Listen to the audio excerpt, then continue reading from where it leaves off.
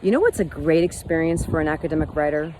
Being able to work in the flow, where you're in that continuous stream of action. You lose track of time and you're totally immersed in what you're doing. But that experience of flow can be quite elusive. So this week in our co-working community, the Academic Writer Space, our theme for the week is flow. Now, flow is something that cannot be forced. Many people have said to me over the years, I just can't seem to find my flow, and they're really frustrated. Even though you cannot force it, there are things that you can do to create conditions in which flow is more likely to occur. And for flow to be present, we need there to be some kind of structure, like discipline, a plan. We need to know where we're directing our attention and actually have a commitment to action for flow to take place. At the same time, we also need to surrender, to let go, to relax, so that we're not over-engaged. But we need to take action so that we're not under-engaged. Flow in a lot of ways is kind of like finding balance.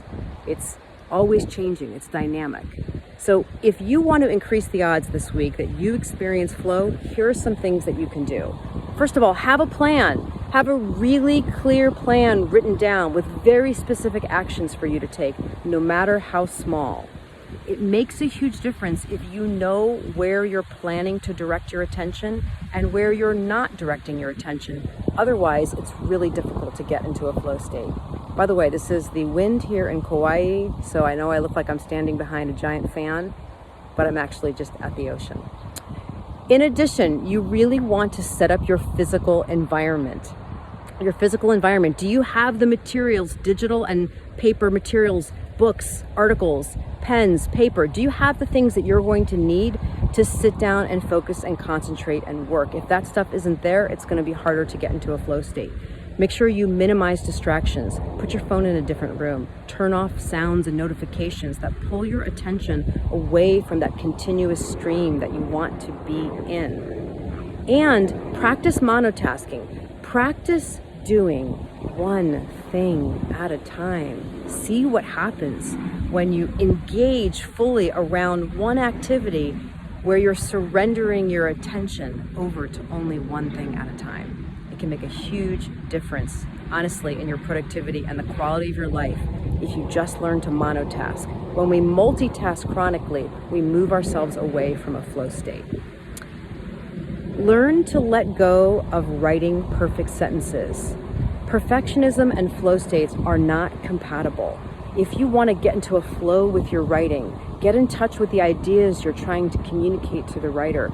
Communicate them in the form they're bubbling up for you in the moment and keep going. Don't pause and fuss over sentences and try to make them perfect. Don't worry about what the person who reads it is going to think right now. Remember, I always tell you, you cannot bake a cake and frost it at the same time. Writing occurs in layers. It's an iterative process over time.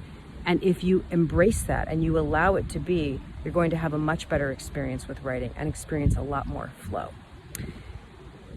I want you to pay attention to something really important when it comes to flow. In any given moment, the version of you who has shown up in that moment, that version of you is either compatible with flow or it's incompatible. It's probably more of a continuum. So you want to be able to notice, am I more compatible or less compatible with flow? If you're not compatible with flow, nothing's wrong. That happens to everybody. But it is an important data point to notice, oh, I'm not in a state right now that's actually conducive to flow. All right, so what are my options? One thing that we often need when we're not in a state conducive to flow is to actually clean up our desk and our environment and get a really clear plan, and also to soothe our nervous system, to soften in some way inside. Hand over heart. How can you care for yourself? How can you soothe yourself? Help yourself regulate, help yourself feel safer, help yourself feel less stressed. It's so difficult to get into a flow state when we're dysregulated, when we're feeling unsafe, when we're hypervigilant and our attention is more divided. So ongoingly caring for yourself, resting and soothing yourself is fertilizing the ground for you to be more likely to move into a flow state. And finally this week, pay attention to your pace. sometimes what happens is we're moving too quickly to be able to catch sort of the river of flow, and sometimes we're moving too slowly. So flow requires us to be engaged, but not over-engaged. It requires us to be relaxed, but not under-engaged. All right, I am looking forward to co-working with all of you. I'll be co-working with you from Kauai. Please come and co-work with us. If you have not experienced the academic writer space, we offer 24 two-hour live co-working sessions over Zoom every single week. And as many people in our community have told me, it is a game changer for people who want to be consistently productive and who want to experience a sense of well-being along their academic journey. All right, everybody, see you on Zoom. Have a great week.